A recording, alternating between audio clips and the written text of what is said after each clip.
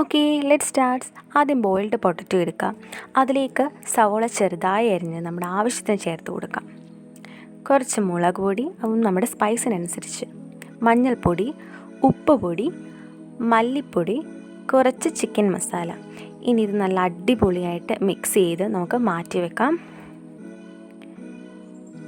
ഇനി നമ്മൾ നമ്മുടെ പാനി ഉണ്ടാക്കാൻ പോവാണ്. ഇതാണ് നമ്മുടെ പാനി. ഇത് ഞാൻ നേരത്തെ റെഡിയാക്കി ഫ്രിഡ്ജിൽ വെച്ചിരുന്നതാണ്. മല്ലിയില, പച്ചമുളക്, പുളിവെള്ളം, ഉപ്പ്, കുരുമുളക് മിക്സിയിലിട്ട് അരച്ച് നമ്മുടെ ആവശ്യത്തിന് വെള്ളം നീട്ടി എടുത്താൽ നമ്മുടെ പാനി റെഡിയാണ്. ഇതാണ് നമ്മുടെ പാനിയുടെ പൂരി. ഇത് എണ്ണയിലിട്ട് പപ്പടം പോലെ വറുത്തെടുത്താൽ മതി. എല്ലാ കടകളിലും ഇപ്പോൾ അവൈലബിൾ ആണ്. ഇത് ഇങ്ങനെ ഞാൻ വറുത്ത് വെച്ചു. ഇനി നമുക്ക് പൂരിയിലോട്ട് മസാല ഫില്ല് ചെയ്ത് കൊടുക്കാം. ഓക്കെ, എന്നിട്ട് സവോള, അതിലേക്ക് കുറച്ച് സവോള, പിന്നെ നമ്മുടെ പാനി.